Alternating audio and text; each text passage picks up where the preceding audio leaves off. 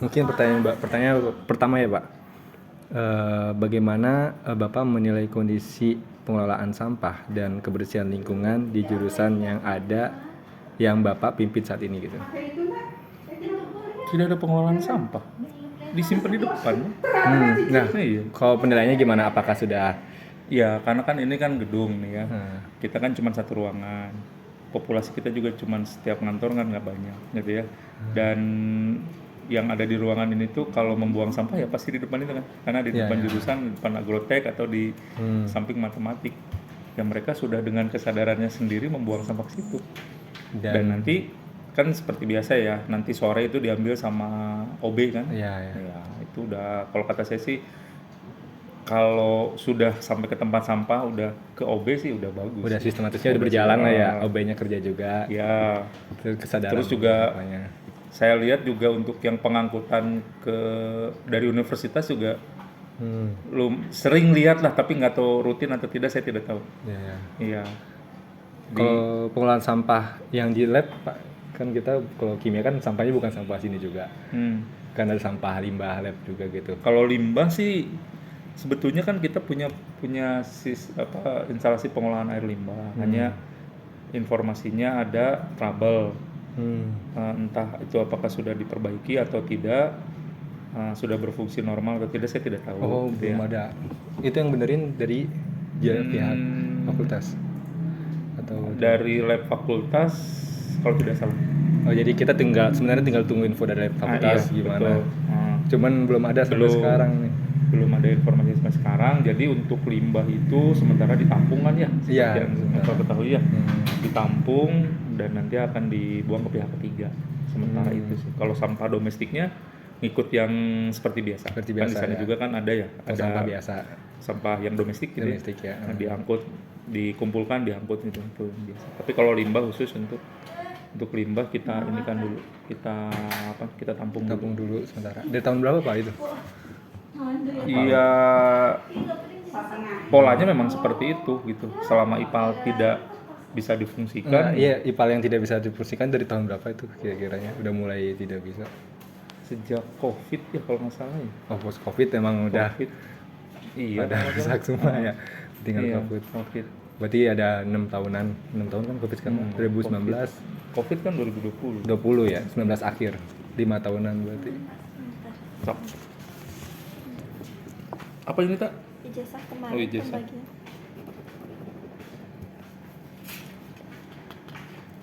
Sudah? Yang ini? Enggak. Oh, 2. Ke bawah. Terus? Udah sih, mungkin pertanyaan pertama. Lanjut ke pertanyaan kedua Pak. Apakah jurusan Bapak yang pimpin ini memiliki kebijakan, inisiatif, atau kegiatan khusus terkait pengurangan atau pengelolaan sampah gitu? Kalau secara khusus sih tidak ada ya. Tapi kalau kita mengikut ke kebijakan fakultas, misalkan kebijakan fakultas itu paperless, nah kita ikut, nah itu salah satunya kan ya. Salah satunya seperti itu. Tapi kalau misalkan secara khusus untuk di jurusan, saya kira tidak ada. Jadi ngikut ke fakultas gitu ya? Fakultas saja. Suruh pakai botol, tumbler gitu. Itu kan itu kebijakan dari fakultas. Fakultas kan bukan universitas kan. Tumbler dan seterusnya. Iya dan seterusnya. Oke. Mungkin poin ketiga Pak. Apa tantangan utama yang dihadapi oleh jurusan dalam menjaga kebersihan dan mengolah sampah di lingkungan sekitar gitu? Kalau tantangan sih tidak ada ya, karena kan sudah kesadaran tumbuh. Udah kesadaran sendiri udah tumbuh gitu. Cuman tantangannya mahasiswa. Kenapa tuh Pak? Mahasiswa ya lihat sendirilah bagaimana kelas yang saudara tinggali. Nah itu tantangannya. Kalau staff di sini udah aman sih. Tantangannya mahasiswa. Padahal kan saya sering ingatkan kan gitu ya. Beberapa kali kan juga saya kalau masuk operasi semut dulu gitu. Iya. Nah, kan itu tantangan kan. Karena nggak semua mahasiswa kemudian memiliki kesadaran yang sama untuk kebersihan gitu. Saya kira itu sih. Selebihnya mah oke. Paling di FST ini yang saya lihat juga pemilahan sampahnya gitu ya kayak kurang, soalnya kan di atas tuh cuma ada 1 tong sampah doang, nggak dibagi berapa jenis gitu, yang buat plastik, yang buat organik gitu. Nah itu nanti mungkin yang seperti itu bisa diberikan masukan ke fakultas, Ke karena itu fakultas kan sebenarnya. ranahnya di fakultas, bukan ranahnya di fasilitas. jurusan fasilitas itu. Nah, mungkin seperti itu juga mahasiswa bisa memberikan masukan Nah, ke iya. fakultas, misalkan kekurangan nih tempat sampah di lantai berapa gitu ya. Bahwa di sana hanya ada satu tong sampah saja untuk semua jenis sampah. Nah, sebaiknya dipisahkan. Nah, jadi semuanya kan bergerak bersama gitu ya. Dari sisi fakultas memberikan kebijakan, memberikan fasilitas, tapi juga semua stakeholdernya harus mau bareng-bareng. Jangan sampai kemudian dari atasnya oke, dari kebijakannya ada, dari fasilitasnya dipenuhi, tapi stakeholdernya enggak nih, karena stakeholder yang paling banyaknya mahasiswa kan. Mahasiswa. Nah, jadi mahasiswa pun harus mau bergerak bersama. Misalkan bahwa masuk kuliah itu, masuk kelas itu sebelum masuk rapi, keluar juga rapi, bersih gitu loh ya. Kemudian sampah yuk sama-sama kita, misalkan kalau memang mau dipisahkan, kebijakannya dipisahkan ya, nah sama-sama kita pisahkan. Diberilah sosialisasi pada teman-teman mahasiswa di keranjang pertama nih, yang merah ini, warna merah ini apa saja sampah yang bisa dibuang ke situ, yang hijau apa, yang kuning apa. Nah, ini ketika dikampanyekan terus-menerus ya oleh kampus, oleh fakultas, jurusan gitu ya, dan oleh mahasiswa juga cara masif, nanti terbentuk tuh pola seperti itu tuh, kebiasaan seperti itu menjadi budaya gitu, menjadi budaya. Nah, itu yang tantangannya di situ justru. Ya, bagaimana kemudian kita bisa membudayakan semua stakeholder untuk setidaknya membuang sampah sesuai dengan kategorinya pada tempat. Kesadaran orang ya. Iya. Susah itu. Salah satu tantangan kita. Nah, ini juga bagus juga nih untuk alumni Yang SDGs bukan yang LKM 4 ini. Nah, ini juga bisa nih, mungkin bisa juga kalau misalkan concern pada masalah sampah, ini bagaimana nih pergerakan di teman-teman mahasiswa, setidaknya itu yang tadi, untuk menumbuhkan budaya aware terhadap sampah. Nah, itu kalau itu bisa dikerjakan dari kan gini, jadi bergerak bersama kan, dari atasnya punya kebijakan, fasilitasnya apa, dari bawahnya tumbuh. Nah, itu udah bagus. Jadi dua arah ya geraknya. Iya, nggak bisa satu arah. Ya kan percuma dikasih fasilitas segala macam, misalkan minta tempat sampah 3 misalkan ya, 3 hijau, kuning sama merah gitu. Tapi nggak tumbuh budaya untuk memilahnya. Ya udah, pasti semua buang situ juga gitu kan. Nah, udah buang situ, nanti perlu kita tumbuhkan juga nih. Ini kan diangkut nih, pas pengangkutan pun tetap berada pada klasifikasinya. Jangan sampai misalkan di sini diklasifikasi, masuk ke pengangkutan sampah dicampur lagi kan percuma. Iya. Nah, itu. Oke, jadi dari hulu ke hilirnya harus jelas. Harus.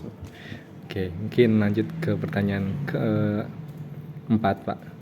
Menurut Bapak, bagaimana peran mahasiswa dan staf akademis dalam membangun budaya peduli lingkungan di jurusan? Nah, udah terjawab barusan. Masuk ke poin 4. Oke. 5.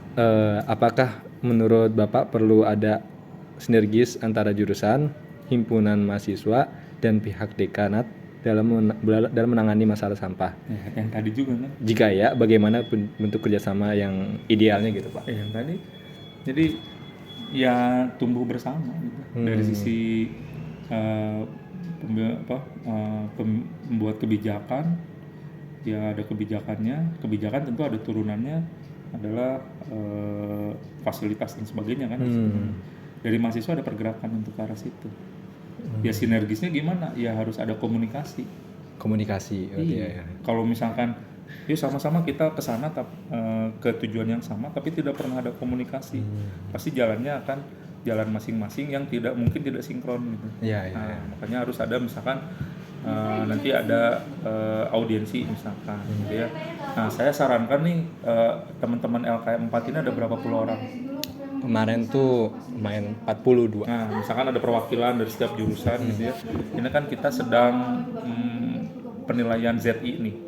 Nah, misalkan coba kontak-kontak ke tim ZI, misalkan ke ketua timnya Bu Ana di biologi, mau audiensi terkait dengan masalah pengelolaan sampah misalkan gitu ya. Kalau salah udah ada tadi, salah satu temen saya udah ke Ibu Ana. Itu bagus. Nanti itu kan baru perwakilan satu orang ya. Nanti mungkin ada beberapa orang gitu ya. Nah, itu nanti bagaimana dari tim ZI-nya, inovasinya bagaimana. nanti audiensi kan gitu ya biar inline. Kalau memungkinkan dengan budekan misalkan gitu ya. Budekan itu supaya dekanat punya kebijakan seperti ini, punya nanti keperluan fasilitas apa saja kan itu dari dekanat pasti, bukan dari jurusan. Nah, kalau bisa kayak gitu itu akan lebih akseleratif. Jadi komunikasi antar tiap stakeholder kayak Harus gitu, harus ya. Makanya dibuat audiensi saja. Karena mungkin juga pimpinan belum tahu ada agenda dari teman-teman LKM 4 ini terkait dengan masalah ini. Nah, ketika di sounding cocok ya audiensi aja minta waktu sebentar, misalkan sejam gitu ya, setengah jam sampai sejam audiensi gitu ya. Saya kira Bapak Ibu di pimpinan itu untuk hal-hal positif ini pasti akan mendukung. Iya, seharusnya mah pasti oke ya. Soalnya kan positif gitu seharusnya. Positif, ya. Oke. Mungkin pertanyaan terakhir Pak, ke-6. Apa rekomendasi atau solusi yang Bapak usulkan agar pengelolaan sampah di jurusan dan fakultas bisa lebih efektif dan berkelanjutan? Ya, kalau yang efektif berkelanjutan ini kan banyak ya. Pertama adalah misalkan terkait dengan pemilahan sampah dulu. Ya. Kemudian setelah dipilah itu klasifikasi 1, 2, 3, 4 dan seterusnya itu mau diapakan. Nah itu yang berkelanjutan itu kan seperti itu. Misalkan ada gagasan misalkan untuk sampah makanan itu kan salah satu sampah yang paling banyak dihasilkan itu misalkan digunakan ini kan untuk maggot misalkan. Nah itu kan bisa saja kan nanti tentu kalau ada gagasan ke arah situ berarti tempat maggotnya di mana, siapa yang akan mengelola, itu kan sirkulir nantinya ya, dari makanan kemudian yang dibuang nih food waste gitu ya, kemudian dimakan oleh maggotnya nanti bisa dijual dapat rupiah dan seterusnya. Itu kan menjadi sebuah ekonomi sirkular gitu ya, yang ada rupiahnya walaupun sedikit gitu ya, tapi kalau ketika itu dilakukan berputar terus itu bagus. Nah kemudian sampah-sampah lainnya yang masih bisa dipilah misalkan plastik, kardus, kertas, logam, kaca, itu kan ya tadi makanya klasifikasinya itu nanti mau diapakan gitu ya. Nah, apakah cukup seperti sekarang saja sampah domestik buang, angkut gitu. Nah itu kan ya mahasiswa dengan segala resources yang ada, tenaga, pikiran dan seterusnya, banyak gagasan mahasiswa. Ya, nah makanya coba kalau saya sarankan sih komunikasi dengan pimpinan. Soalnya kita juga kan LKM 4 tuh seluruh jurusan, jadi niatnya jadi disiplin ilmu masing-masing nanti berkontribusi gitu. Dari kimia berkontribusi dalam pihak kimiawinya gitu, dari elektro mungkin nanti bikin alat atau apa gitu. Ya, diharapkan. Karena urusan sampah ini multidisiplin, nggak bisa hanya diselesaikan dengan kimia. Iya, nggak bisa. Multidisiplin. Misalnya gini, mau menyelesaikan masalah plastik. Kalau secara kimia ya kita main bahan kimia, misalnya dipirolisis segala macam, itu kan nggak mungkin kan? Iya. Food waste. Jadi multidisiplin, makanya ya nanti gagasan dari teman-teman kimia apa, gagasan dari teman-teman elektro apa, bikin elektro mungkin bikin apa, informasi atau apa sensor, misalkan ada sampah misalkan bisa. Oke. Ya. Oke, mungkin itu ada pinjam satu juga. Sip. Ada kuliah lagi nggak? Enggak sih, alhamdulillah mah. Ini ada mengumpul, selain ini mengumpul lagi dari tiap-tiap jurusan perwakilan gitu. Sip. Ada data. Oke. Ada tambahan nggak Pak? Aman. Oke. Mungkin sekian dari saya. Makasih ya Pak atas waktunya. Oke. Terima kasih dulu.